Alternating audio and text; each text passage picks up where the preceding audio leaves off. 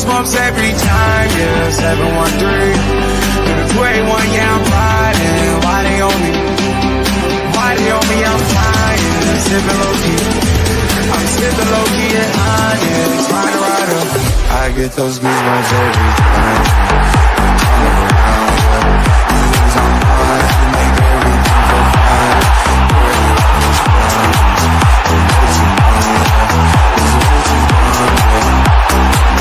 I get those goosebumps every time. I need the Heimlich, throw that to the side. I get those goosebumps every time, yeah. When you're not around, we can throw that to the side. I get those goosebumps every time. Up the mags. Yes, sir.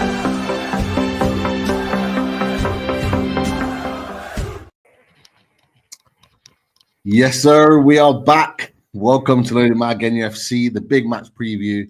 It is away days this week. We're here again. I'm really excited about this one, just because we've got a great guest, but also means football is back, Chris. Football is back. And we need to right the wrongs of last Saturday, that is for sure. But Chris, how are you doing on this fine Thursday evening, fella?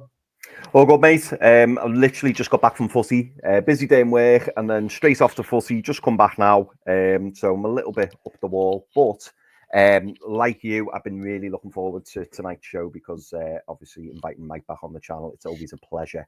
And more importantly, Pete, you know, we've got to get back to winning ways. We have to get back to winning ways and right the wrongs of last week, as you quite rightly say. And also, Pete, which we may talk about at the end of the show, I'm really looking forward to Traitors tonight. Cannot lie. No. Hey, yes, it's kicking off. It's kicking off. Yeah, and it is all kicking off. We will get on to that. But let's hold on a second. Let's bring it back down to football. And let's talk football for just a second. Look, housekeeping, really quickly. Make sure you're kicking those likes. I know you got the spanners in the chat that will make sure that you do so on a regular occurrence. But yeah, thank you for hitting the likes, and if you're new to the channel, subscribe and come and join us on Loaded Mag NUFC. And of course, come and join and like and subscribe to our guest as well as we welcome back Mike from Match Day Vlogs, Southampton fan. Welcome in, Mike. How we doing, boys? You all right? Hey, we're back again. Back again. First game of the season. We were on it for the big match preview, and such high hopes. Such high hopes. Tell you, man. Where do you want to start, mate? I'm not gonna. Let's not beat around the bush. Let's just get straight into it. Where do you want to start? Because it was such high hopes. We talked quite positively about Southampton and what what they could possibly do this season. Hasn't gone to plan at all. As a Southampton fan, just assess your season so far for us. In signings, manager, performances. Just give us a little snippet, mate. Yeah, there's so much to go into. I mean, I think the best way to do it is perhaps discuss the narrative, which is coming from the mainstream media, is saying the gap between the Premier League and the Championship is getting bigger and bigger. Yes, but we've just done a terrible job. I mean, there's helping yourself and there's helping yourself, because we've had probably the last few transfer windows, with the exception of maybe 4 players in 6 years, I would say it's been poor. I literally count 4 players being all the way back to Danny Ings, Romeo Lavia, Tino Livramento, and a certain Aaron Ramsdale. So outside of that, it's not really been headline stuff from the recruitment side of things, but we spent a load of money. And the other side of it is when we came up from the Championship, we spent 50 million quid to stay still. We took on Finn Downs, who we had on loan in the Championship. We took on Taylor Harwood-Bellis, who had an obligation to buy should we be promoted. And no doubt there's a lot of promise for Taylor Harwood-Bellis, I would say, for the future. But it's down to recruitment. It's down to naivety and the management style as well. We all looked at Burnley last season and thought, you can't play like that with those sort of players. And we've kind of just did it anyway. So it's been massively disappointing. But to put all of the blame on Russell Martin, I don't think that's fair. To put all of the blame on the players on the pitch, I don't think that's fair. I think it goes a lot deeper than that. So hopefully that gives you a kind of a slight window into the fans' perspective that we're now kind of resigned to that truth, really. Definitely, it's been just from the outside looking in, it looks like it's been a tough watch for you guys, seeing some of the performances and results going against you. But Chris, I'll come in with your opinion on this. Just from the outside looking in, I've just said I think it's been at times a tough watch for me as an outsider, let alone for Mike as a fan. What have you made of Southampton so far this season? Sort of as we get to as we're over now the halfway stage. Yeah, I mean, I've just been disappointed for the Southampton fans because Southampton are a really good club, and I just feel disappointed for the fans more than anything because Mike's mentioned recruitment, and I think during a few games as well, particularly early on, just simple mistakes, just schoolboy stuff, and it's just like, and then obviously that the attitude slumps a little bit and the confidence, and it kind of just escalates and it snowballs, doesn't it? Because I think Southampton have got some good players, but some of them, the ones that you're kind of hoping to stand up and be counted, I feel like they're not. I thought getting the likes of Ramsdale, as you've already mentioned, I thought, smart signing. But you can't just rely on one player, Taylor Harwood-Bellis, which Mike's just touched on there as well. Like all promising players, but for some reason it's just not clicked. And I think the longer that the run's gone and the longer that they've stayed, on that really low points tally or points score, it's just now you struggle to see where the points are coming from. I mean, I didn't watch the Man United Southampton game the other day, but I've seen Man United Southampton 1-0 up, and I was thinking, are they going to get the points? Are they going to stop Man United? And then Ahmad just and that kind of sums the season up for me. That when it happened, I was kind of like, yeah, I knew that was going to happen. It's just such a shame. It really is because, and I do hope for Mike's sake and all the other Southampton fans out there that things do pick up and they at least give it a go. I mean, if you were to say to me, do I think they're going to stay up? Probably not. I think the majority of the country would say that as well. But while there's still points available, it's still a possibility. But I just hope that they don't go out with a whimper and they don't go down on like single points because that would be sad. Yeah, I think that's fair. And just to bring up on point with the Man United game, it kind of highlights how bad our recruitment's been because that game completely changed at 70 minutes when we, for some reason, took off the core of midfield and the core of the defence. Yannick Bednarek came off, Leslie Igochukwu. So you basically take off the spine of the team when you're 1-0 up, or when it was 1-1 maybe. But to do that was like pretty much suicidal, really. But it kind of highlighted the weakness that we've got on the bench compared to the squad that's available. So yeah, it's been tough. Definitely. So yeah, looking at some of the disappointing aspects of it, let's talk about sort of at least one positive. And I know Daz might have wound up a few Southampton fans with the poster tonight. But look, Tyler Dibling has been, it has to have been a real standout for you in terms of what he's done this season. Young lad, teenager, putting his stamp on Premier League football, but more recently, really sort of inserting himself into games and having really big moments that have contributed to, goals, created chances. Just how good is he and how much of a bright spark has he been to your season so far? I feel this is a moment I should say he's terrible. He's most of the rest of the game is awful. You're watching highlight reels from something else, really. It's all edited. No, he is a wonder boy, and he's definitely a talent for the future. I mean, look, he's 18 years old and he's commanding the pitch on a Premier League playing field. I mean, look, if you don't need more of a accreditation than that, what do you want? I think with his game as well, that at the start of the season, a lot of Southampton fans were thinking, oh, such a talent. We've seen him great in pre-season. Is he going to get Premier League game time? Well, he was given Premier League game time. And in fact, he was brought on at St James's Park on the first game of the season ahead of a lot of other, what we class like first team players. So, there was confidence in him to give him that game time, and he's performed. And really, he's kept himself in the side by his performances.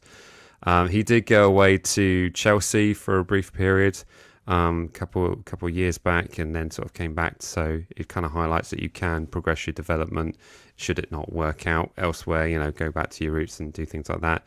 But the club they've given a new contract. He hasn't signed it as yet. But they've also, to my understanding, they've put a price tag on him as well. So it kind of gives a feeling to the clubs there. Whether anyone comes in for him in a January transfer window, I doubt it, if I'm honest. But let's see what happens. But ultimately, a lot of clubs will be thinking, well, do we wait until the summer? And then he's only got, if he doesn't sign a new contract, does he have just a year left on his contract, and will what he does in the rest of the season make him more than 55 million, or cut that price a bit? So we'll wait and see. But he's been an absolute joy to watch, and certainly in the bleakness that we've seen on the pitch, it's kind of been nice to see a Southampton academy talent come through the ranks. Back to the days of Gareth Bale and Theo Walcott and all those kind of things that give you that warm fuzzy feeling as a Saints fan. He's still working somewhat, so that's what we need to do really. But recruitment again, just going back to that, the fact that we've had a player come through the academy it's been great. But then you look at what other clubs have done and paid 7-8 million for a player that then turning into a 50-60 million pound player. It's not something we've done, so we've relied on Tyler Dibling, and also I'm going to shout out to Sam Amayor as well, who's not really given that much time, but again is a wonder talent, a quick winger. So I don't know why I'm selling him to you. I actually forget I said that. Just move on. Amayor, 18 years old, I believe. I'm just looking at your squad here. There it is. Yeah. Yeah, another player for you to keep an eye on, Newcastle United fans, that's for sure. But just to confirm, if you hadn't known, and Jimmy's put it in the chat as well, Southampton have put a 55 million price tag on him. Sky Sports reported that, I believe, yesterday. In that being the case, and you're right, there are a lot of teams interested in. We are interested in him as well. Our Newcastle Northeast-based reporter reported it earlier on in January that we were in the hunt to sign him, albeit he did mention that it was going to likely to be a summer transfer. So, am I right in thinking that he at the end of this season he has one year left unless he signs a new deal? As it stands at the moment, is 1 year left. So I understand there's a contract there. I understand his agent's kind of thinking, "Whoa, let's hold off a bit. Let's see if we can get something a little bit bigger through." So, but for the position of Southampton, it's kind of a, let's think this hypothetically. If they give him a new deal and they give him a crazy wage bill to get him to sign that deal, and we go down and no one buys him, then that's financially problematic. So. There's all that kind of stuff to juggle into the equation, but it's, for me, it's a surefire bet. He's going to be a superstar. Clip it up. Definitely. and yeah, absolutely.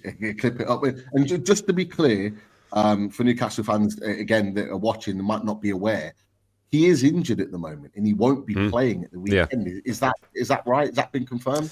Yeah, he's injured. Looks like he's going to be out for 6 to 8 weeks, which makes it even more unlikely that someone's going to come in from now. So that's when you say it out loud, that's a lot of time. So yeah. Every game's crucial, so the 6 to 8 weeks is a matter. Look, we know the case because Chris, you'll know we're in the same boat or have been in the same boat pretty much for the last year with Callum Wilson. We get him back. He plays 4 games off the bench. We think, right, we've got 2 strikers now to work with. All of a sudden, his first game back off the bench. Sorry, his 4th game back off the bench. Does his hamstring again? He's out for another 2 months, 6 to 8 weeks. So we completely understand where you are, where you're coming from. That's for sure. But just look, Chris, I'll come to you on this. Obviously, Mike's just confirmed that Tyler Dibling is injured and he won't be playing on Saturday.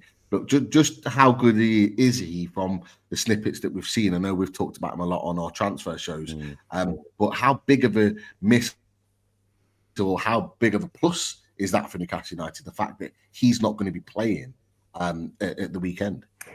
Yeah, I think it's a big plus for us because, as Mike's already pointed out, he's the shining light at the moment of Southampton, and I think him being out, it may drop the heads of a few players within the team, because it. Well, you'll know this yourself, Pete. When you've got that star player, that little bit of class, everybody looks to in the team, and they look and think, right, we've still got a chance because we've got him on the pitch. He can produce something at that little moment of magic, or give us a little bit of hope. And when you're missing a player like that, albeit I know he's only 18, but it takes me back, I suppose, maybe slightly different, but it takes me back to when Everton had Wayne Rooney. When Wayne Rooney broke on the scene, every time Wayne Rooney was on the pitch, you could just sense the Everton players all had that extra lift because they thought, well, he's playing, so there's an opportunity for us. So I think it's massive for Southampton missing him at the weekend, and I'm particularly happy about it. Sorry, Mike, just because any glimmer of hope, I would rather that be kind of scratched away. Really sorry, Mike, but we need these 3 points at the weekend. We need to bounce back. We need to make sure that we get back on that winning streak because we'd won 9 in a row in all competitions, and then obviously to lose in the way that we did against Bournemouth, I think it was a bit of a shock to the system, and it really grounded us. So it's important that we get back to winning ways at the weekend, and the fact that Tyler Dibling's missing for Southampton, who's kind of that one, I keep using this expression, that one shining light. It does please me because I certainly wouldn't want to play against them. Absolutely. And look, Mike, just obviously from a Newcastle perspective, I think Chris has said everything that most Newcastle fans are thinking. We went 9 in a row, winning matches, looked really strong. We knew it was going to be a tough game against Bournemouth, but I don't think we realised how tough it was going to be. They fully deserved their win. Bit of a shock for most people outside of Newcastle and Bournemouth that they won so convincingly. What have you made of Newcastle's turnaround? Because the start of the season wasn't the best, up and down in performances. Managed to turn it round. We're now back potentially in the European potentially Champions League race. What have you made of Newcastle this season? And their form more recently in the build-up to this game. I think you draw attention to the slow start, and in fact, I think I watched the game against Bournemouth, the midday kickoff last Saturday. I watched the whole game, and it was really kind of weird because it kind of felt like it looked like the same way you played against us at the start of the season. Really flat, really lethargic, really slow. And I'm thinking this is the worst possible way to play against Bournemouth. And I was just smiling at the fact that Chris saying he needed points. I'm thinking, you're talking to a guy who's got 6 points on the board. I know. You had 9 on the bounce, and you're saying you need points. You guys have changed. So I miss you. When you were down with us, it was a lot like, we've had a win in 8. It's going to be great,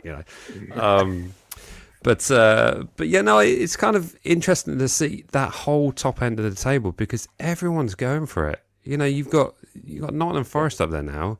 You've got Chelsea who keep turning it on and off, but they're pretty much back at it. You've got Aston Villa who now had a season in the Champions League and then feel that they should be there all the time. So there's so many clubs going. Brighton are there. Bournemouth are going to be hoping to get their passports out at long last, and Brentford are always pushing up against it. So there's so many. Hello, Wolfie. How are we doing? There's so many clubs going for it. It's just, in terms of a spectacle for the Premier League, it must be absolutely fantastic. So I guess the competition for Newcastle is the fact that they've just got to be on it on a kind of a perfect basis. But it's impossible for you all to be perfect. To be 9 wins in a row, it just shows you that you've got to be 100% to get anywhere near the top, and just makes for a more exciting league, really. So credit to it. Definitely. And hopefully we're able to be with Wolfie fighting up there for potential Champions League. They're obviously flying the flag right now. That is for sure. But look, it's going to be a really, really interesting game. But before we get to sort of the tactics board and looking at how the teams may well line up at the weekend, I just wanted to ask you, obviously you've had a change of manager. Russell Martin was always on the cusp of being sacked, and then there'd be a half decent performance whether he won or lost, and he was kind of continuing on. Finally, sort of, he finally bites the bullet, and he's gone. He's been sacked. New managers come in. The thing that I wanted to ask you the most is Has anything changed? The style of play, the way in which you play your football. Is there the way you're creating chances? Is there anything different that you're seeing notably from when Russell Martin was in charge previously? I think that the big difference is, well, it's a massive difference. We've gone from being a possession-based football team to not. We've gone back to the be very solid at the back and then progress up the pitch as fast as you possibly can. None of that kind of like 5 to 15 passes around the halfway line. It's very, very progressive, and I think anyone who watched the United game last Thursday, God, it was a week ago, last Thursday, we'll see exactly what it's about, in terms of like getting the ball back as fast as we can and then just getting it to the final third as quick as possible. And in fact, in that game, that's the best I've seen us in the final third all season. And the fact that we didn't score was kind of like highlighting the fact that, well, we eventually did score, but the first 15, 20 minutes, something like, we've had 2 corners, we've had 3 shots, we've had a player burst into the penalty area, dribbling the ball in. I'm thinking like, we don't see this. This is all very new. So I think you will see a lot pacier side, and I think it's going to make for an interesting game, because I think we're going to try and play a bit like what Bournemouth did to you guys last week. So you might see something like that. That'd be interesting. Hopefully, same scoreline would be nice. Well, yeah, for the away team. Hopefully for the away team. But interesting, Chris. And this is why I wanted to ask the question, because obviously when there's a manager change and a new manager comes in, there tends to be a different idea, a different sort of ideology of what they want to achieve. We're seeing it a little bit with Graham Potter with West Ham, with their sort of changes. You're seeing different styles and going to a more sort of intense, pressing, all-action style. We've already seen that we struggled with that against Bournemouth. Again, Tottenham, even though we won the game at the Tottenham Hotspur Stadium, they played the similar way and caused us a lot of problems, particularly in the second half. Like, does that worry you a little bit, Chris, that they're changing their style and their way of playing? I didn't watch the match live because I was out, but I know you and Daz, I think, we're keeping up with the score and watching it live. Does that worry you going into the game on Saturday, particularly knowing that they're at home and they've got the home advantage? I wouldn't say that worries me more. It's more the fact, Pete, and this is me being scarred from being a Newcastle fan for 38 years. It's the fact that whenever the team's struggling and they're desperate for a win, or they can't get any points on the board, Newcastle tend to turn up and do them a favour. We've seen it in the past. I think that season. Was it the season Derby got relegated and they only got something like, was it 11 or 13 points, and we gave them 4 of those points. Yeah, wow. We gave them 4 of those points. Yeah. And it's just like, it's just typical us. I mean, that was typical us back then.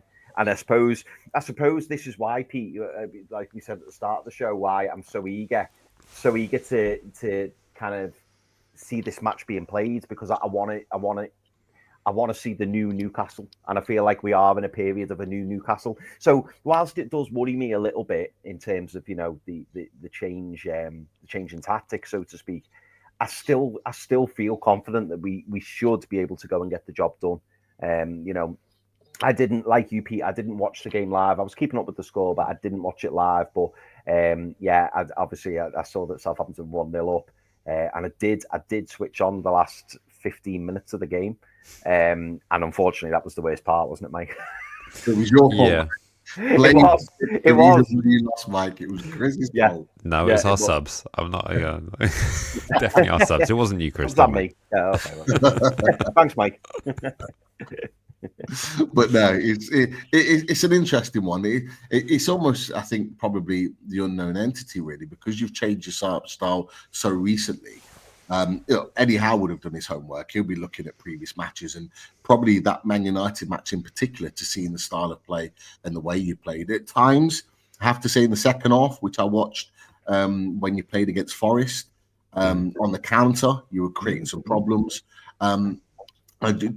You looked a lot more dangerous as a team, and that's something that maybe worries me. is that confidence is building. Because look, from an opposition fan, I want your players' confidence to be low. I want us to go and exert our authority on the team and really take the game to it. A little bit like we did against Ipswich when we went to Ipswich early December, sort of mid-December, just before Christmas. We managed to get 4-0 win, and we really kind of went there with a bit of authority and stamped our authority on the game. I want to see the same again, but it's hard to say that we're going to see that because we don't know what to kind of expect from you.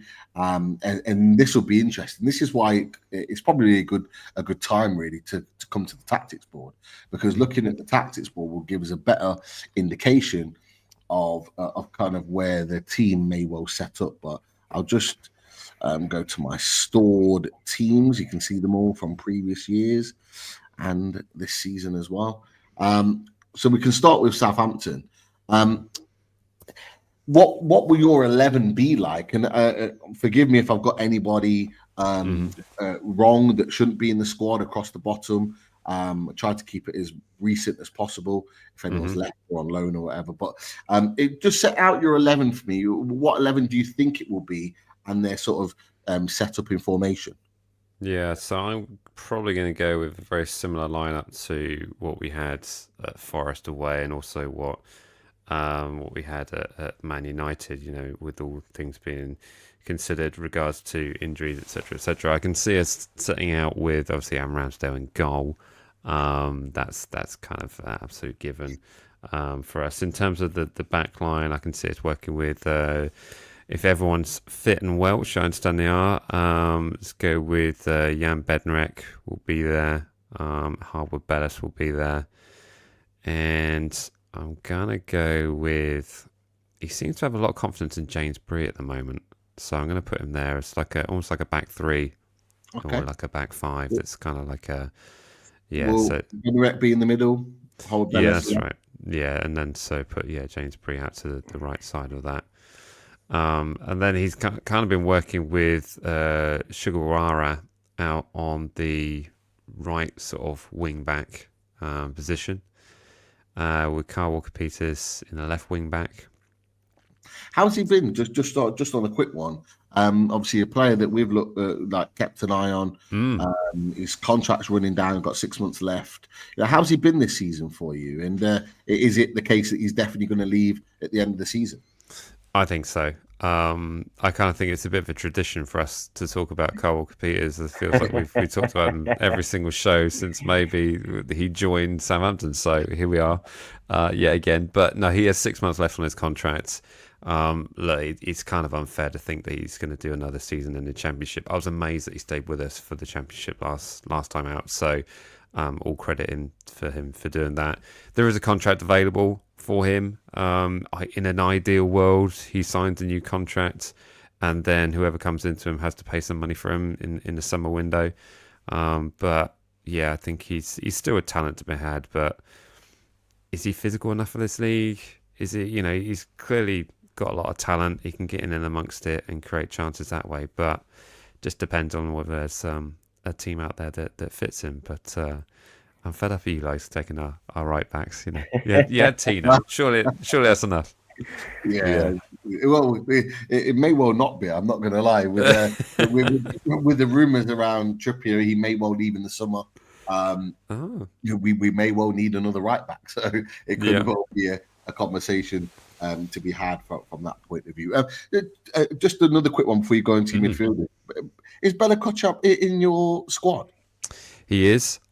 He, as far as I understand, he's training, but he's not up to full fitness as yet. Whatever that means from a manager's perspective, I don't know. It might just be the case that he was on the beach and not really sort of applying himself in training, and was training separately at times as well, I understand. But a new manager comes in, suddenly it's a clean slate. We were all hoping to see him involved by now, but it's not come to fruition yet.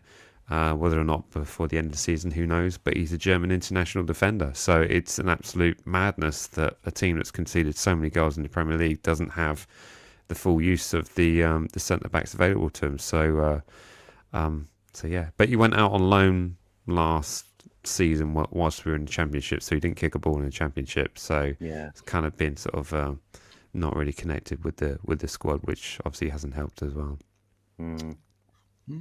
Interesting. Okay, walk through your midfield for us. Who are you playing and where? I'm going to go for Leslie Ugochukwu. Yeah. Defensive midfielder we've got on loan from Chelsea. And I'm going to go Joe Aribo. So Joe played against you guys at St James's Park and did very, very well. Big physical presence along with Leslie Ugochukwu. So I can see that being how we're set up there. But Leslie Ugochukwu, just to note, under Russell Martin, didn't really do that great. Wasn't really engaging in this style of play and found himself caught out quite a lot. Under Ivan Jurek, completely different player. So that's one of those players. There's a couple more which I'm going to mention later on in the lineup, which are also rejuvenated players, should we say, in our squad that are worth watching and worth looking out for. Any room for your? I believe it's a new signing. Is it Albert Grombeck from Rennes? Yeah, a Danish Pierre-Emile Højbjerg Mark II, maybe. So we'll wait and see. I haven't really seen whether or not he's someone that's going to come in immediately, possibly. Whether or not it will be kind of a defensive midfield role, whether it be more of an attacking role. I've seen him with many numbers on the back of his shirt from some of the images. I did see a 9 on the back of it as well, so I don't know whether he'll play all up front as well, but he's a midfielder. That's what it says in the bio, so we'll go with that. I don't know. I don't know if it's enough time to have him in for a starting 11. Interesting. And work your way through the rest of the team then, Mike. What are you going for? This is where it gets a little bit more tricky. I'd say Kalmadine Sulemana. It's got to be put in there. I'm going to put him on the left side of the attacking midfield, working alongside, having Kyle Walker-Peters behind him worked absolutely fantastic in the game away at United. He's looking so much better. He's tracking back. He's working hard. He's able to keep hold of the ball, and he's doing things which are making a difference rather than being a bit flary and losing the ball rather quickly. We were all sold that this was the new Saint Maximin to come to the Premier League. So that's what we understood when back 2 years ago when he joined us in the January transfer window back then. And now we're just starting to see it. So it's kind of nice that it's actually, we can see this rapid, physical player that can steal the ball back and be an absolute menace in the final third. So that's very, very positive. In the other positions, with Tyler Dibling being injured, I can see Mateus Fernandes featuring. He probably would have featured anyway. And up front, it's a real mixture because he hasn't. When I say he, Ivan Jurek hasn't really given a lot of game time to Cameron Archer. Didn't do an awful lot in the games that he's played under Ivan Jurek recently. So it's going to be a mixture whether it's going to be Paul Onuachu, Adam Armstrong, or Cameron Archer. I'm going to be absolute rogue and put in Paul Onuachu. No, I've heard a few Southampton fans mention this because he is incredibly tall, isn't he? He's like 8'1". He's massive. It's like from a height point of view, it kind of makes sense when you got Dan Burn and exactly potentially we don't know whether Sven Botman will play. We've got you got some physicality there. Joe Linton as well, very tall and physical. So it does kind of make sense. And he hasn't really done too much at Southampton. Like when you've been there, I think he had a loan when he was in the Championship, and then obviously brought him back. He had a couple of moments where he was quite dominant in the air, but hadn't really done as much as I expected him to do. But is it very much a rogue throwing him in then, just throwing him in there? Well, what have you normally gone for before this kind of thought? What we've normally gone for is Adam Armstrong. That will probably be the choice up front, but I love Adam Armstrong a bit. He's scored an amazing goal in the Championship playoff final. Absolutely loving bits for that. But in the Premier League, in terms of, like you say, your back line, and the size of your defence, I think it'll just get lost, and it'll just be muscled out of it. If you were to see him maybe playing on the right wing, because he's a fantastic winger, he loves having space to run into, so maybe he comes on instead of Fernandes out on that right side. But I just think in terms of the creativity that we've seen from both those two attacking midfielders with Fernandes and Sulemana, that for me would be this.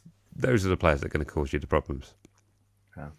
Okay, so I know we've not got much time left with you, Mike, but and we might well go through our team, Chris, in just a second. But just where do you see you getting your goals from? Like, is it a certain passage of play down one side of the pitch? Is it through the middle? Is it through a set piece? Like, where do you feel confident that you could potentially score a goal or two against Newcastle United at the weekend? Bear in mind, we haven't scored many goals. In the Premier League, which was alongside Everton until recently. Thank you for highlighting that. Do appreciate that, Pete. Hey, facts don't care about my feelings. It's fine. You're good. Where do I see the goals coming from? Do you know what? We scored from a set piece against Forest, which I was super happy about. Paul Onachu got his first Premier League goal actually in the game on Sunday. So he's going to be rejuvenated. He's going to have a lot of confidence now that he's off the mark in the Premier League. So maybe we're going to see another towering header from Paul Onachu. Maybe we're going to see some explosiveness from Kalmadine Sulemana on that left side. The encouraging thing for me when I watched that game last Thursday was the fact that we were dangerous on the right and the left.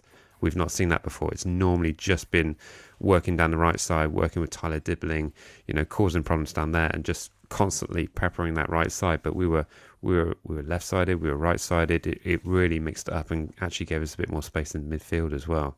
So yeah, so long as we're on form and everyone's fighting fit, then I can see it coming from all kinds of angles. But if I had to pick out goal scorers, it would be Onachu and Sulemana, which if you asked me that 3-4 weeks ago, I wouldn't believe I'd be saying these words. But looking at the form of recent couple of games, then that's what I got to go with, really. Okay. We'll hold on the tactics board for a second. I know we've got to let you go in just a minute, Mike, but I think there's a few questions in there. I think you just put that up from Foxy, Chris. Wellington.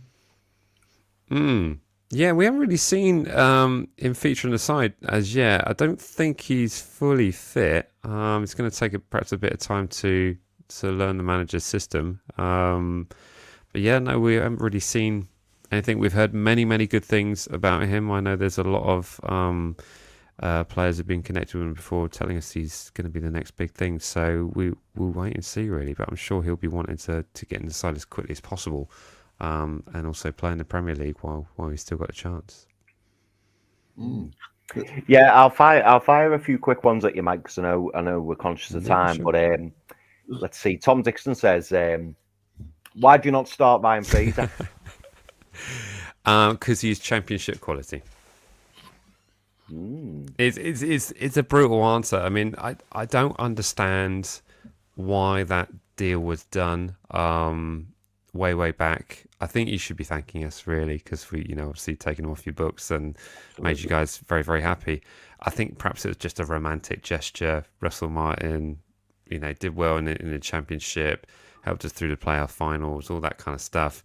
But really, if you look at it on paper and think like, why have we done this? Why have we spent that amount of money in areas where we've already got kind of covers, and it's just a weird transfer window in August last year. So, I was a bit bemused by that. And maybe, look, we're all hoping to be proved wrong. He could do things, but he came on against Bournemouth, didn't look great at all, and hasn't really featured at all and been really, really able to get near it, really. So, that's why. That's why, because we have better options available. So, I think you said this to us on the match preview at the beginning of the season about crazy because I don't think it was done then. It was done right at the window, and I think you didn't think it was going to get done because you didn't see the need for him at that point. Yeah. So I was surprised from when you said that. I thought, yeah, he's probably not going to go. So when he did go, it did surprise me. But yeah, you've definitely done us a favour. That's for sure. Yeah. Are you okay for a question or two? Are you happy? Yeah, I think so. Yeah. Okay. We'll hit a few quick ones, Mike. There's one from Ramsdale, Chris. Yes, Chris Chap. Oh no, really? This is the first I've heard of this. Oh, okay. This is the first I've heard of this. If that is true, I'll be deeply concerned. He's a commanding force in Who our would goals, come in, really. Mike, if he is injured? Well, it'd be Alex McCarthy. I don't believe Joe Lumley would be there. Hey, we're near on to February, so maybe Gavin Bazunu might be back. I don't know. I think it's we haven't really heard any kind of concrete things that he's back in sort of first team training, but yeah, no, that's a bit of a worry. Got me checking my Twitter now. Why are we? McCarthy gifted us that goal last season, effectively won that game. So I'm not gonna lie, I'm not mad about the fact that he could potentially play. But I've not seen anything that's come up to say that he is injured. But that might be just this might be someone in the know. Who knows? We'll wait and see. Who knows? Lisa asks you, Mike, will you still be able to film the away fans at St Mary's now that they have been moved? We're doing little things that are sort of still getting that kind of atmosphere into the episodes. It's kind of an interesting topic, really, because the away fans have been moved over to the far corner. We've now got our style of the kind of cop, so to speak, entire side of the stadium, which is all standing home fans, northern walls, we're calling it.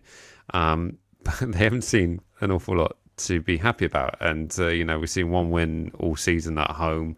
So in terms of seeing the atmosphere build, it's not been in a positive way. So it's kind of a little bit tricky. But yeah, to answer the question of will we be able to film the away fans, I do get little bits and bobs here and there, and actually I did a couple of the cup games down at that end, but they've got a very leaky roof down at that end, so it's not a particularly nice place to sit. So maybe that's why they moved the away fans down there, because the roof leaks and they're trying to be nasty to that. Maybe. But yeah, no, it's a bit odd. I was mixed emotions on it, because I heard from a lot of football fans at other clubs say, oh yeah, when we did that, it basically silenced the stadium because the away fans were next to the family section, and then all the noisy part of our club were down this end, and then you can't hear each other, so you can't play off each other, and the back and forth banter isn't there. So I kind of mixed on it, really. So yeah, never mind. I've got two more very quick ones for you, Mike. One of them you might not like, so I apologise in advance. Foxy asks you, Southampton have got another good talent coming through in the youth called Bailey DePepe. Okay. Apparently he's really good. Foxy is our resident scout. Foxy's normally into his European footy, but when Foxy names a player, he's normally spot on, isn't he, Pete? And South America as well, which is why I think he was asking about Wellington, because I see. Okay. I'll be honest with you. I mean, if Foxy can let us know which if he's playing in the under 23s or Premier League 2 or whatever, because that name hasn't come up. If I'm completely honest, I feel slightly ashamed if I haven't really noticed his name, but no, I've not seen it at all. So all credit to the detail that Foxy's getting into. That's quite impressive. He spotted something there. It'll be one to look out for, mate. We'll bump it up. So if we'll do 55 for Tyler, and then you want that, so maybe 180 million. You get the 3 players, and is it good? Get it done in January. Just to be clear, we weren't trying to sign him. Not yet, anyway. You know, we're not Liverpool. Put it that way. We're not Liverpool. That's true. Yeah. And then this last one, and I say you won't like the question, Mike. You'll probably kind of accept it, but it's more. I'm pretty numb to it now, to be honest. Yeah, mate. You're good. Don't worry. It's more the manner of it. So Tom Dixon says, Mike, when Southampton get relegated, do you think you will come straight back up? That's a really interesting one. Do I think we'll come straight back? To be completely honest with you, I didn't think we were going to come straight back up last time. So, and I think a lot of Southampton fans were kind of thinking like, we remember going down last time, like over like 10, 11 years ago. Longer than that because it took us a while to come back up. But I remember last time we got relegated, we got to the playoffs and we didn't get through the first semi of the playoffs. I think it was against Derby, I think, maybe something like that. Anyway, so I know how hard it was, and then the financial kicks come in, and then you can't sort of it gets even harder to claw your way back. Yeah. So if you don't get promoted the first time of asking, it just gets harder and harder and harder. So do I think we'll come straight back up? We've got owners that are going to chuck money at it. However much money they can chuck at it, I think they won't necessarily be overly restricted because we're being sensible. We're not doing what the Leicester are doing in terms of being sneaky with when they're putting the dates at different times and putting on things. So we're being sensible with it. So I think also for attracting loan players, I think will be a good shop window or a good place to for any players to get sort of game time and development time. So we work well with a lot of other Premier League clubs in that regard. It feels like we're almost sort of nurturing most of Chelsea's squad. I'm sure there's plenty of other clubs that feel the same way. So I hope so. And I'd be more confident this time than I was last time. And in regards to the when Southampton get it, we're all resigned to it. Don't worry. If the fact that the three clubs above us are all on less than 20 points is a miracle in itself. And the fact that that's even there, it just seems utterly baffling. So I think that's the only glimmer of light. But we every single Southampton fan, we know, we get it. We're resigned to it. We're very sad. And quite honestly, I'm quite apologetic to most fans that I meet from other clubs. Say that I'm so sorry we haven't been able to come and provide any form of competition to you, because I'm sure the Spurs fans enjoyed winning 5-0, but thinking like could have had a little bit of a fight, and that's where we're at now. It's thinking like just at least compete, at least put up a fight. So for the fans' sake or anything. Absolutely, I 100% agree with you. What I will say is, you were talking about the loans really quickly. I'd love Will Asula, that's our striker, to go on loan to you. I think you'd be a perfect club for him. He's a striker that's trying to hone his craft. He's big, physical, tall, strong, can score a goal. I think if that was to happen and you went down, I'd love him to go on loan to you guys, because you'd be a team that'd be challenging at the top, which I think is the type of challenge that he needs as part of his development. But let's wait and see on that. But he's always going to come with a question like that. Matt is doing well. He's probably got about 30 to 40 seconds in him in terms of game time. So, but he'd more than happy come on and take a penalty in the 90th minute for us. So he's always there. Yeah, I was going to say, it's enough time to take a penalty. It is. But, Mike, look, it's been an absolute pleasure. I know you stayed a few minutes longer than you intended, but absolute pleasure. Thank you so much for coming on and joining us. We're not going anywhere, guys. Me and Chris will continue the Newcastle United side of the tactics board. But look, just before you go, a prediction for Saturday? Oh, I'm going to say it's going to be a gallant effort from the boys, but maybe you guys will probably have the better of us and win 2-1 or something like that. Okay. I'm there. Yeah, I'm predicting a loss for my own club, even on the opposition stuff. But it's just been real, really. So yeah. I think you'll hopefully see a good game, and that's all I can hope for, really. Definitely. I'm just going to steal this really quickly so you can see it before you go out. De Pepe Southampton signed him in the summer from Port Vale, England, under 17, under 18 player, looks a talent. Just scored a lovely goal versus Anderlecht under 21s this week. So you might be able to check that out, Mike. I'm going to go check it out now. That sounds interesting, yeah. Definitely. But look, everyone, make sure you are subscribing and watching all the content that Mike puts out on YouTube, and as well, Lisa said quite rightly, because I watch it as well on TikTok. Some great content on both. Make sure you go and subscribe. The channel is in our description, so all you have to do is click the button and click subscribe. It takes 2 seconds, but it means a lot for both us and Mike as well. Mike, pleasure as always.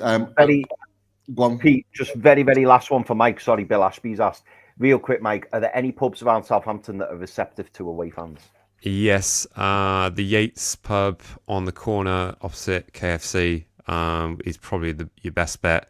That's literally an away fans pub, and then it's basically a straight walk to the ground.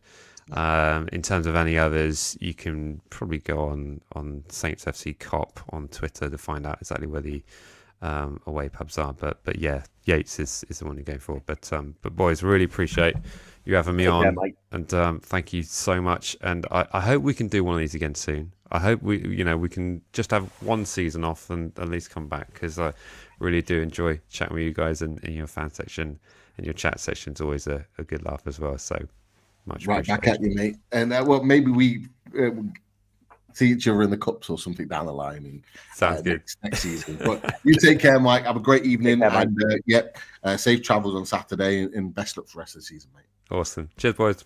All the best, mate. See you later. Bye. Superb guest is Mike. Top guy. Yeah, always in. And Mike's one of the originals. Chris will know from when me and Chris started this way back when, many years ago. Mike was one of the first match preview away day guests. So it's great to still have him on all these years later. And been a brilliant, big supporter of our channel. And we like to push and support his as well, because he puts out some great content. So brilliant stuff. I've seen there's some questions around Newcastle United related in the chat, so we will come to that, people, in just a second. Just a quick reminder: if you haven't clicked the like, click the like. We've got well over 100 in the chat, so let's get up to 100 likes. Let's get us there as quickly as possible. And of course, thanks for watching as well. What I wanted to do is just take us back to the tactics board, just because Mike has put his team together, but we have not.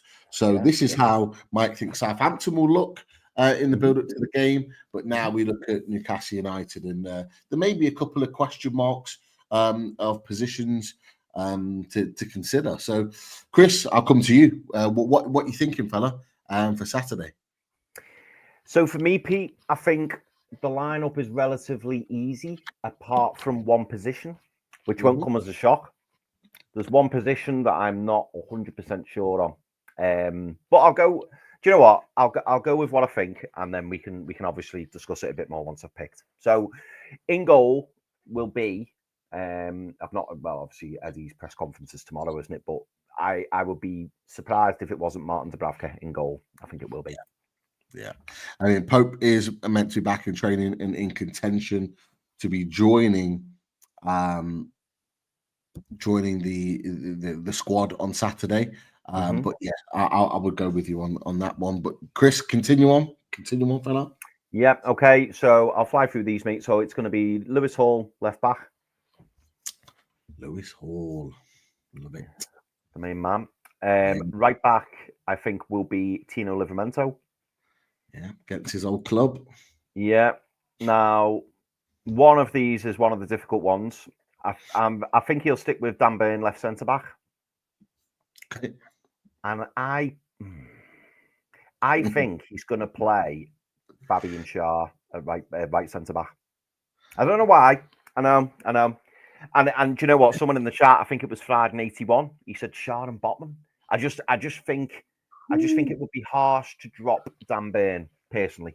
I think Dan Burn is Dan Burn's the go-to at the moment, and it's who partners Dan Burn. And the reason I've gone with Fabian Schär is I wonder whether the substitution of Sven Botman in the last game, I just wonder whether it's just a case of, he's come back, he's fit, he's back, and I wonder whether he might hold him back. But I'll finish the rest of the team and we can discuss it. So in the holding position, I think will be Sandro Tonali. Sandro. Quality. Left centre mid will be Joe Linton. Big Joe, yeah. Saw the images of Joe. I think it was in his home gym, looking ripped. Unit. Absolute unit. That mate is his left leg. His left leg frightens me. It frightens me. But yeah, absolute warrior. So yeah, Joe Linton left centre mid and Bruno Guimaraes right centre mid. Yeah. All things being well, of course. Left wing Anthony Gordon. Right wing, Jacob Murphy. I was already half putting it there when you said Yeah, Joe. yeah.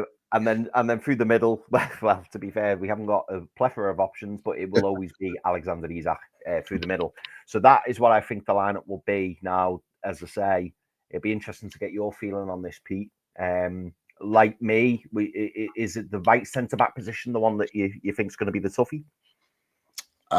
Yeah, I think that would be the one big change for me in the build up to this game. What decision is he going to make on the two? I can understand completely why you've gone with Shaw. It makes sense having a right left foot balance to the team, holding possession ideally. I don't think Onuachu is the type of guy to intently press or has a lot of running in him. He's very much, he comes across, I could be wrong on this, but he comes across when I've seen him as a bit more of a target man. So I do think we will have time on the ball to pull into these spaces. But I think purely because of the physicality, I would probably go Botman. I'd probably put Botman there just because if they are going to put this 6'7", 6'8" striker up on the pitch, balls and it breeds into what Mike was saying is that, and this is why I wanted to ask him the question with regards to what's their style and how have they changed their style since their new managers come in. And he says rather than playing possession-based football, which is how we scored our goal at St James's Park, they were trying to play out the back. We caught them. McCarthy made the mistake. Joe Linton scores. They're not doing that now, and they're literally playing it and getting it long. And they need a target man, so that he's going to be in a lot of battles on Saturday against Burn and against Botman. And I just, for me, I'm just if I'm wanting someone in that battle to win something, I'm wanting Botman in there all day. I mean, as the game goes on, and as we maybe if we have more of the ball or we want to be better in possession, I'm not got a problem with bringing Shaw on even for Burn and going Botman and Shaw. Or going Burn. You know what? I wanted to ask you this, Pete, because people in the chat are saying, there's a few people upset with me for putting Shaw in for Botman. Now, obviously, long term, Sven Botman, and this is blatantly obvious, and I think everyone on this podcast knows our feelings on this. Sven Botman is the best centre back at the club, that's unquestionable. And long term, Sven Botman will be the left centre back. But people in the chat, and it's a fair point. They're saying that, Dan Burns been absolutely excellent, but he had a bit of a shocker, in the previous game. And I can't disagree with that. But yeah, I would also say I thought Fabian Schär when he came on did not play well. Obviously Sven Botman got hauled off at half time. Is there a case, Pete, for Dan? Is there a case for Sven Botman to start left centre back and Fabian Schär to start right centre back? Is there a case for that? Do you think he'd do that, or do you think Dan Burn will stay? 100%. There's a case for it. I just don't think it will happen. I think it will happen at some point as the season progresses, because there's only so long you can keep sort of a Sven Botman back. This is why I think he'll start. Is that he's playing so well. Look, put last weekend aside, every single one of that back line was poor. Paul was shocking. Probably one of his worst games all season. Livramento was shocking. Botman was really poor. But Dan Burn was really poor. And let's not forget, he had the ball away cheaply for the second goal that Cliver ended up scoring just before half time. So he had a really poor game, absolutely. But it was just that one game and they were all bad. So to be fair, and I said it on the review, like at half time, Botman came off.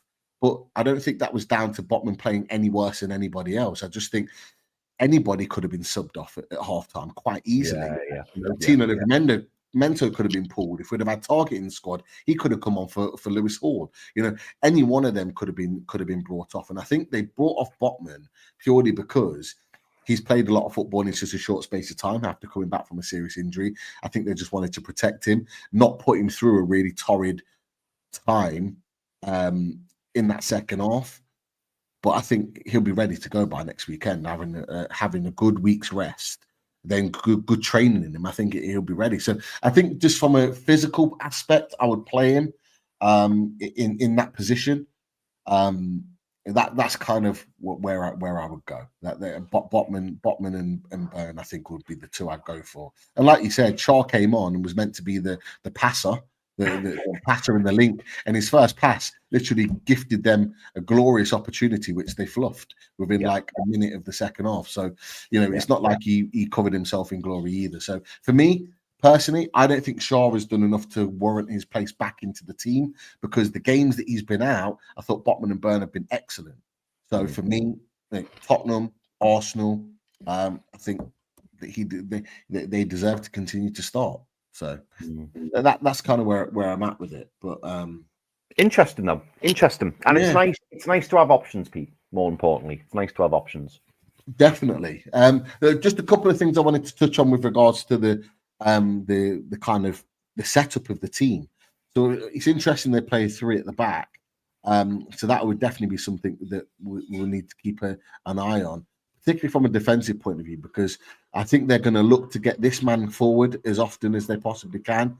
Sugawara is getting forward and getting him in overlapping positions. So I think this is going to be a big job for Joe Linton defensively, to make sure that there's cover there. So if Lewis Hall goes with Sugawara, Joe Linton's covering in here and vice versa, depending on the situation. I think that's going to be a really key element here. And as well with Sulemana and Kyle Walker-Peters, I think Bruno or Tonali coming in here and Bruno maybe sitting in there, however they do it, is going to be crucial, because Sulemana is rapid. I think Livramento can handle him, because I think he's just as quick, but you've also got quick players in Walker-Peters there. So Jacob Murphy has got to be switched on. We talked about that goal, the first goal against Bournemouth. He switched off and just allowed Kluivert to just roam into the box unopposed. He is going to need to be switched on, because Kyle Walker-Peters will be bombing forward. That's part of his game. He'll either overlap, underlap, he'll be making those runs. But Sulemana, if he's going to be at Livramento constantly, we're going to need Murphy or Bruno to do a job on manning that situation. So they've got big roles to play in that game on Saturday. For me, I think when we have the ball at our feet, I think that's where they really are going. I mean, they're both athletic, Joe Aribo and Ogachukwu.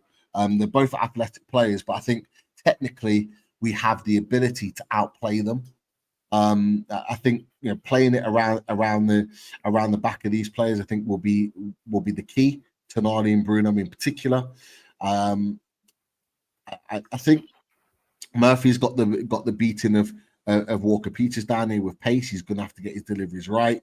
What he needs to do, if he will at some point come up against Harbour Bellis, and as we saw at the weekend, he has a knack of committing fouls. I've noticed it in the last few games that I've seen him play. He likes to commit fouls, so we need him to commit a few fouls, get an early yellow card in the game, so he's committed. He can't go into challenges, because once he does that, it's a big part of his game out. So he likes to kind of fly in and go a little bit gung-ho with his challenges. Here is where we could win the game. Simple. Yeah. Alexander Isak. It sounds really simple, but it is. It is. You've got Isak that's rapid, Bednarek that is not. It's as simple as that. And if we can get that ball in and behind to Isak in those little pocket spaces, and he can run onto it, I'm confident he's going to score. Ramsdale's a good goalkeeper, and he's been linked with Newcastle United, but he has not been good for Southampton. No. He's made a couple of good saves here and there, but has conceded some poor goals this season as well. He has not been good, and so I'm not worried about us beating Ramsdale. It's just a matter of creating chances. So it's going to be interesting, mate. And I don't know if you got anything to add on that. They're just my initial thoughts of the game and how it might go. No, I completely agree with what you said, mate. I think the only thing I would add is I'm looking forward to seeing Anthony Gordon. Anthony Gordon really trying to penetrate that James Bree if he does end up playing right centre back, because for me, if those wing backs, if Southampton push on too much and those wing backs leave their central defenders exposed, I think Murphy and Gordon could have a field day, and I think cause them some real problems. And like you say, if then the right centre back and the left centre back are being forced out wide to deal with the wingers, and you're leaving Bednarek with a one-on-one against Alexander Isak, it's going to spell trouble, isn't it? Really, really is. So yeah, big task for Jan Bednarek. And I think as well, it's a great opportunity for Bruno and Joe Linton, to basically have some opportunity to kind of run that midfield. Somebody in the chat, actually, I forget where it was. It was William Smith. William Smith said, perfect game to get Miley some serious minutes. And William, depending on what happens, that could well be the case. I'm hoping, that we come out the stalls really, really early, and we try and, put Southampton to bed as early as possible. And yeah, it'd be great to see Miley get some minutes in the central midfield. Whether that will happen or not, I don't know. But that's certainly my hope. I don't want to be, maybe 1-0 up for a long period of time or potentially drawing. That would be the worst nightmare. I'm hoping that we can just go to Southampton and just try and get a couple of goals, kill the game off, and really dampen the spirits. That's what I'm hoping for. Yeah, that is the plan. And that'll be the perfect plan for us to see 3 points on the board, because that's all we need. We need 3 points on the board. We need to make sure that we win this game and really hit back. For me, I don't care how we win, we just need the 3 points, because that would tell me that last weekend was just a blip. If we can go there and really perform, do an Ipswich, go there and really stamp our authority, play some really good stuff, win 3 or 4-0, that's the dream situation. That would really tell us that it was a blip, we're back, and we're ready to go again. And then we move on to Fulham. But yeah, we just need to win. 6 points on the board. That's we should be confident going to St Mary's and wiping Southampton aside. It does worry me slightly that we're worried about certain aspects of their game and style of play and all the rest of it. It shouldn't really matter. We're talking about it on a preview, but ultimately it shouldn't matter. These players are good enough to go there and beat every single one of those Southampton players, player for player, battle for battle. We are good enough to win this game, and we've just got to go and prove it. And I tell you what, Chris, if we've got aspirations of Europa League, Champions League, we've got to go win. Because that's what teams that get these type of competitions do. They go there and win. And it's as simple as that. So big performance is needed. Totally. Few questions have we got in there? There was a breaking news one that I have seen it. Interesting. Not Newcastle related, but I've had an interesting conversation with Dan United about this tonight when I saw it. It broke earlier, actually, Sergey. It broke earlier. I think someone else reported. It might have been the Times reported it, which is where I forwarded it on to Dan United. But this doesn't surprise me, by the way. This does not surprise me one little bit, that they're in risk of breaching profit and sustainability. This is why they haven't signed anyone yet, and this is why they are absolutely flogging Marcus Rashford and Casemiro to anyone that will take them. And this is the reason. It's because they've maxed out. I can't remember where I said it. It was either on our top table talk or it was on the Race for Europe, either Sunday or Monday, one of the two. But I said this to Dan. They went all in with their signings in the summer. They spent 200 million. I think I said it on Race for Europe. They went and splashed 200 million's worth plus on their players. They got all their business done. Remember in the summer, people were talking, "Oh man, United getting their business done. Why aren't we?" This, that, and the other. They were the first to get all their business done really quickly, signing after signing, but they rushed it. They didn't do their due diligence with it. The recruitment was wrong, and this is what you see in result of that, because they threw all their eggs in one basket, and now it's gone wrong. They haven't got the money to correct it, which is why I said to Dan on Monday, this is going to continue. Man United will be exactly the same because they won't be able to strengthen in the way they want. They're going to have to suck it up, and with a week to go, they're still hanging on to Anthony. Apparently, he's in the squad tonight for their game in the Europa League.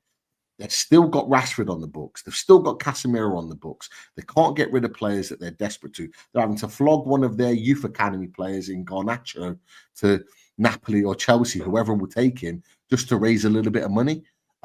So, yeah. What do you make of it all, Chris? Do you know what? It doesn't surprise me, and I think, like you said, it's been a long time coming. You can't continue. I mean, we've heard loads of times for Newcastle, haven't we? We can't make mistakes. We've got to bring in the right players, and some people may think that's cliche, in that we haven't got that much wiggle room. But with Man United, it's just time after time after time, and the trouble is, all these players that they've brought in, maybe bar one or two, they've spent a hell of a lot of money on, and they're not going to get hardly any money back. And this is the problem they've got, because they've signed players who other clubs, it sounds harsh and it's that, but it is the reality. They've signed players that other clubs will not pay the money that they paid for them. Casemiro being a prime example. They bought in Ugarte, hasn't really been fantastic. Onana, they're going to make a loss on. Delict, they're probably going to make a loss on. Mazraoui, he's probably been one of the better ones, I'd say, and they didn't go mad for him.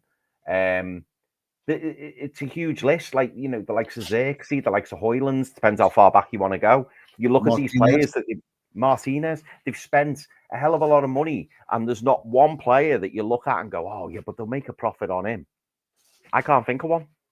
And that is consistently bad recruitment, isn't it? Even Lenny Yoro, because Lenny Yoro's been out injured and he's not been able to show his true potential. What did they pay for him? 50 million? No one's going to go and buy him for 50 million or more. No one's going to do that.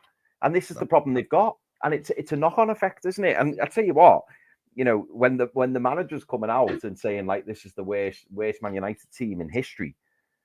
I mean, I get that he's young, and I get he's naive, and I get he's only speaking the truth, and Man United fans will like that, and fair play. But for him to come out and say that publicly, what does that say to his team? What does that do to the dressing room when he's coming out and saying that? It's not going to help things, is it? Even if he thinks it, and we all think it, to actually come out and publicly say it, I don't know. And it's worrying. I think it's worrying, mate. Big statement, that's for sure. I love the fact that Sir Jace refers to Jim Ratcliffe as Scruffy Jim. I love it because he does look it. He's a billionaire, but he don't look scruffy for what he wears. That's for sure. Yeah, it's worrying. And yeah, Jason puts there as well. He's still got Casemiro on 350 grand a week. Desperate to get rid of Marcus Rashford, who you mentioned before.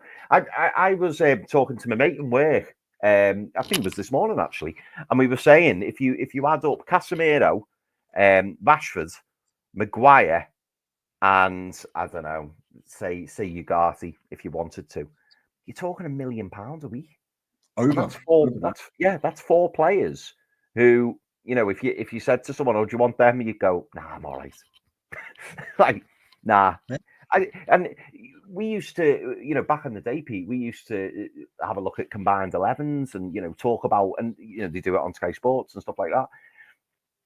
I struggle to think of a Man United player. If you put the Man United 11 and R11, back in the day, it was a bit competitive, wasn't it? 5 or 6 and probably more Man United than Newcastle.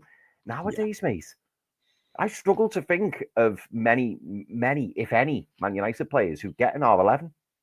And doesn't that show you where Man United have gone? Absolutely. I won't take any of their players over ours. None of them. And that's including the likes of positions with Dan Burn. That's with the likes of the positions with the likes of Jacob Murphy.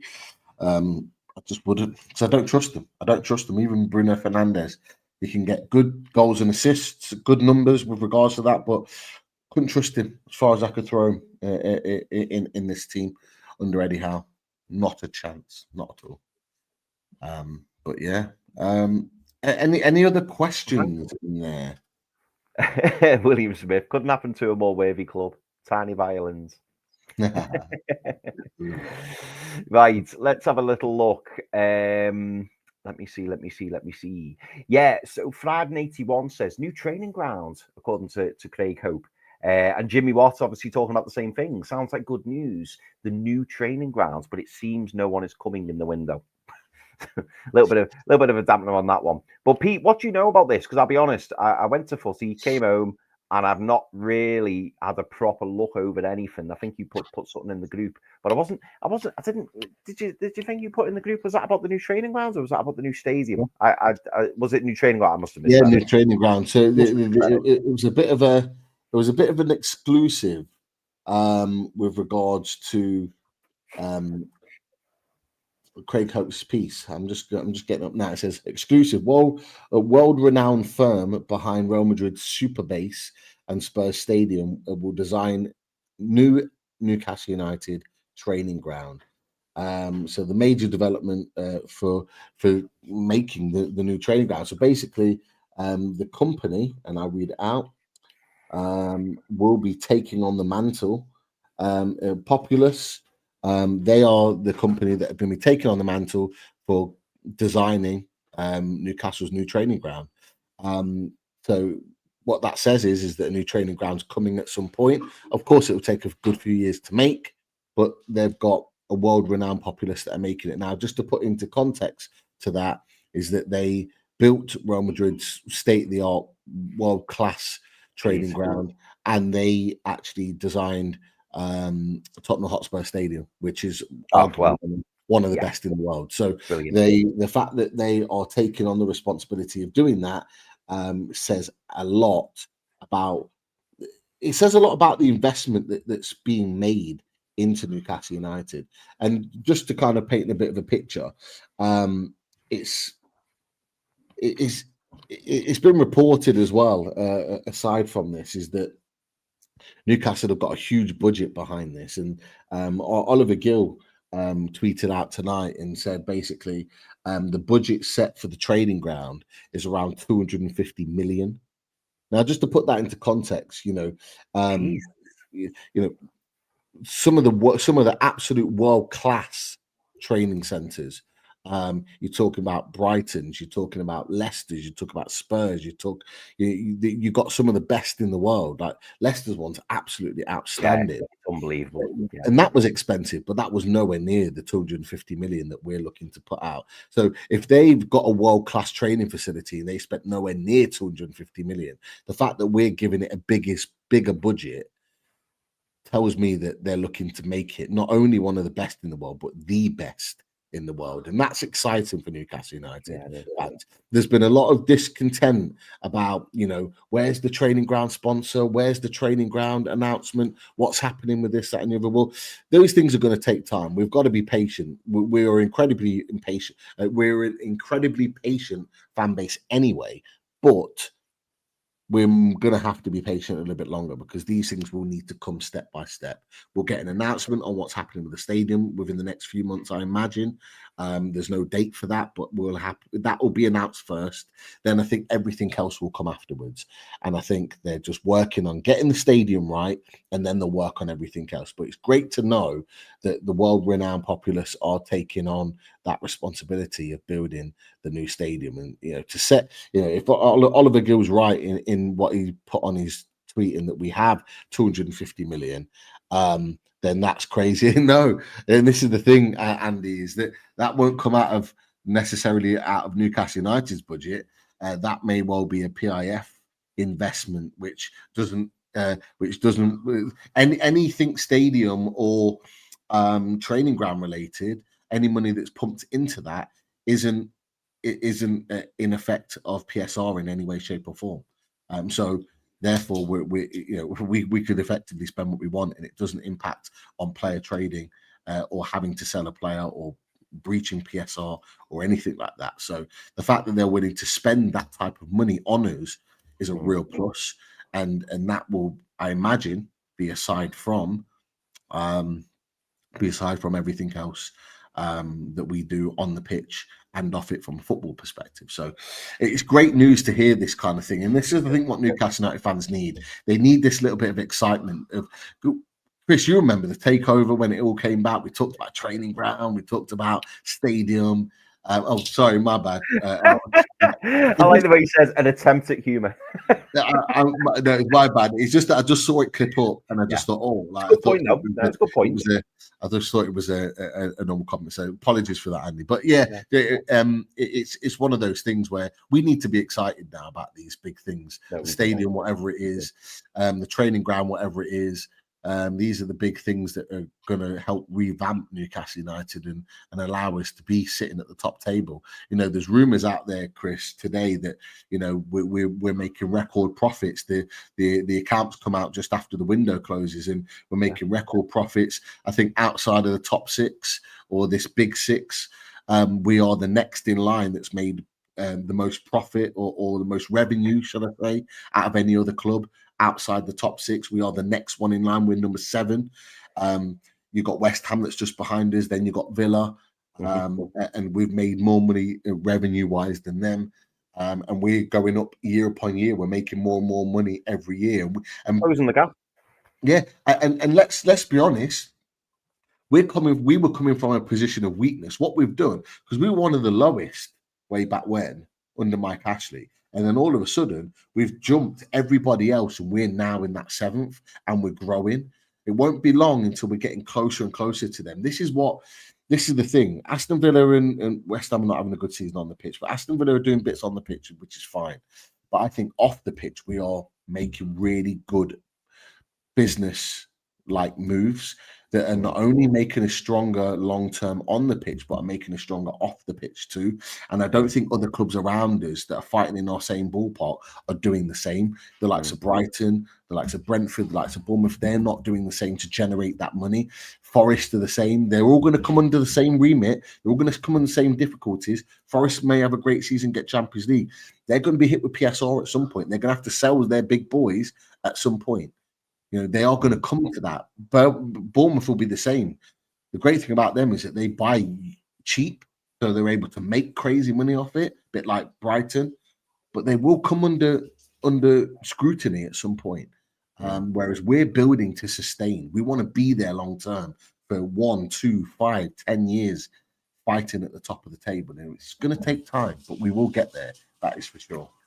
And do you know what, Pete? The pleasing thing is, if you say, we've gone up to 7th, so we're still outside. That's without, like you mentioned earlier, that's without the training ground sponsor. That's without the stadium sponsor. That's without the training kit sponsor.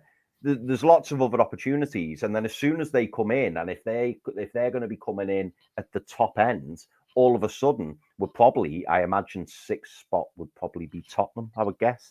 We're going to be close to or challenging Tottenham in terms of revenue. Definitely. I think it's like Tottenham and Man United that are around there. I think Arsenal make quite a bit. I think Arsenal might be in there. So I can't remember who's like 6th out of them. I would assume it was Tottenham, but I'm not sure if it is. I'm not sure if it's Man United. Is it Arsenal? I think it might be Arsenal, actually. Arsenal or Tottenham. I can't remember which one of the two. But basically,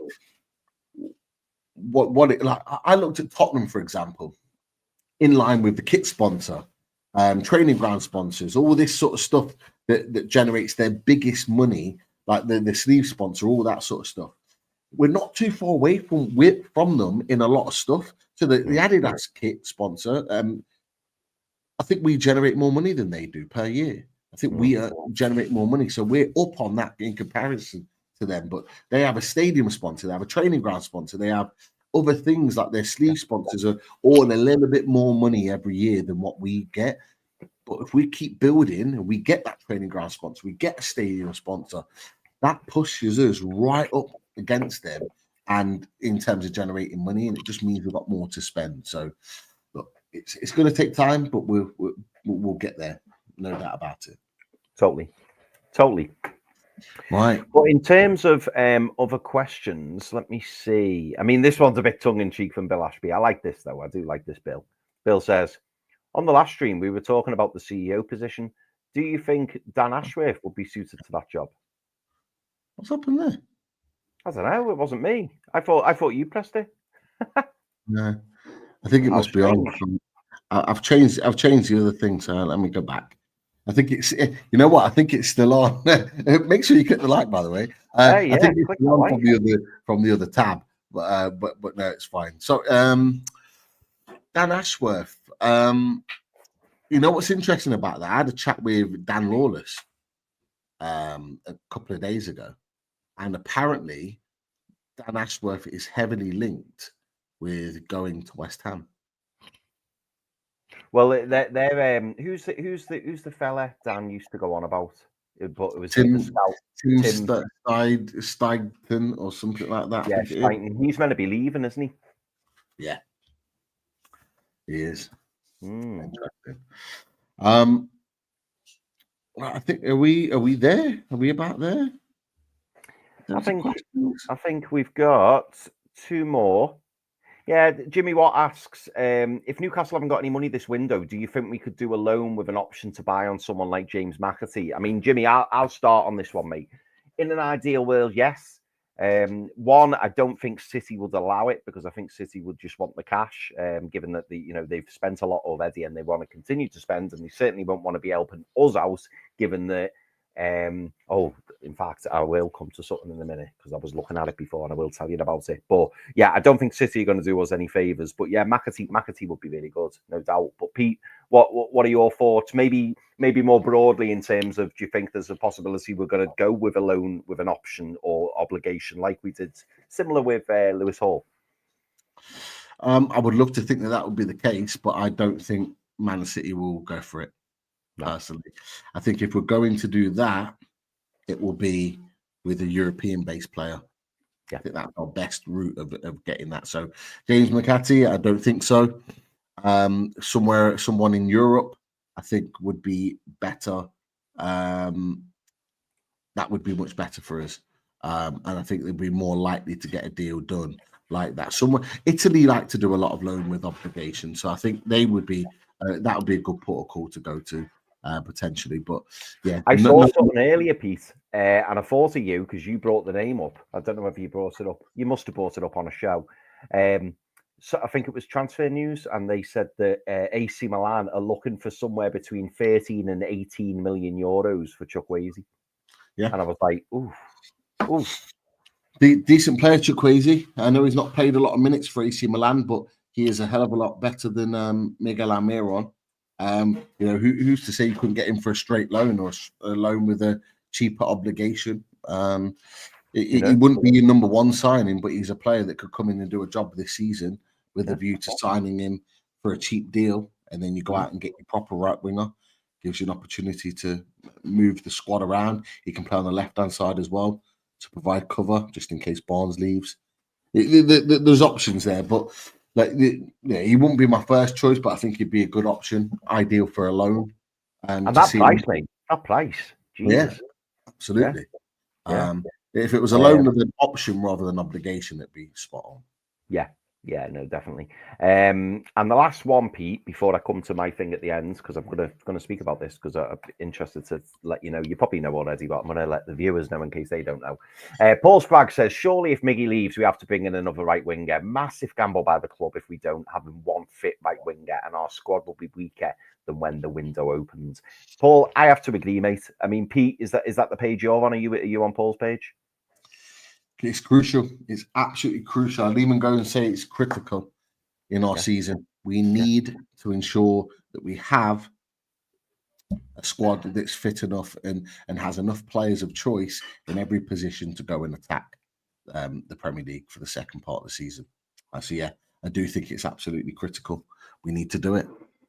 And I love this well, it's not a question, but a little smattering of hope there from Friday 81.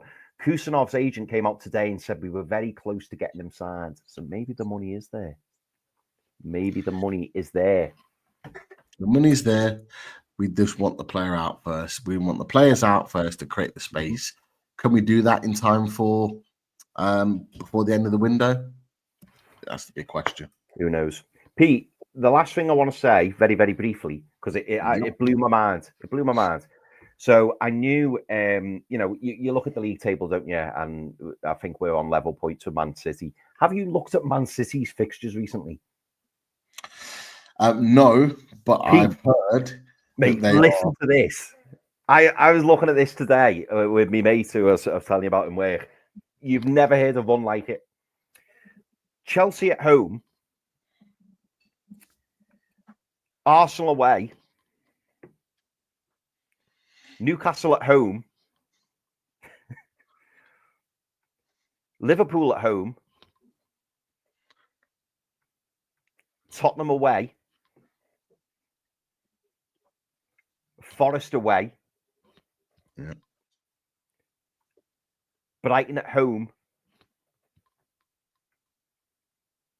Yeah, and then they've got Leicester. Their easiest game, or their game where you look at it and go, yeah, 3 points guarantees, is Leicester at home, and that's on April the 2nd.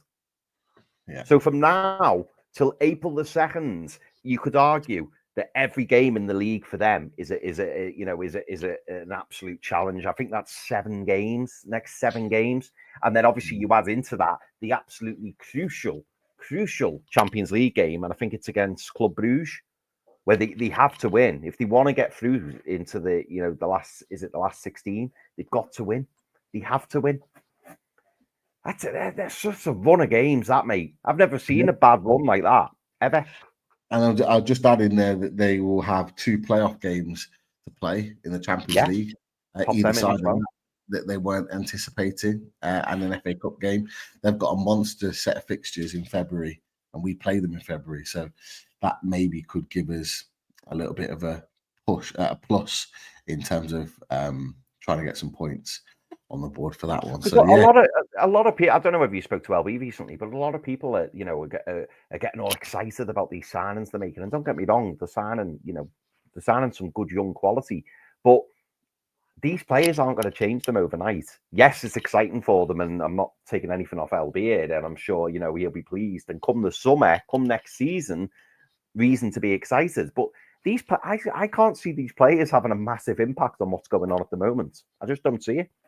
Do you? No, they're players to come in and make a difference later on down the line.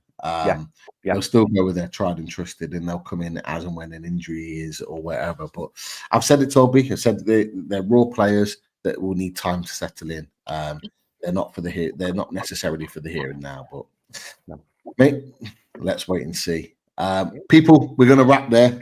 Great preview with Mike. Some Newcastle United talk there. Great questions, and thank you for your questions and everything else. Make sure you click that like on the way out if you haven't already, and consider subscribing if you are new to the channel.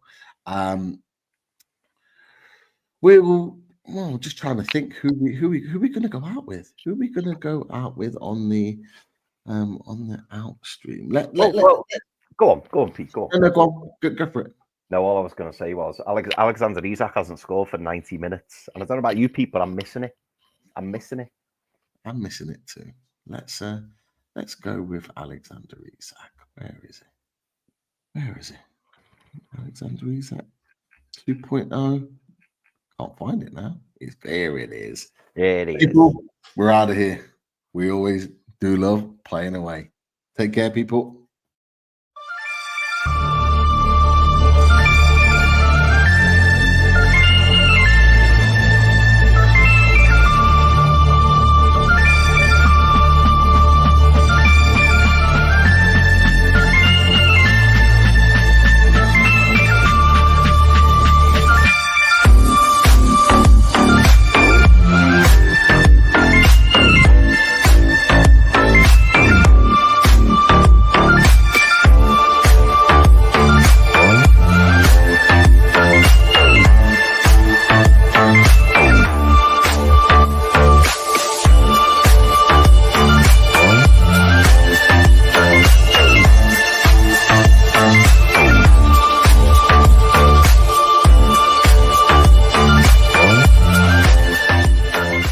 Sir.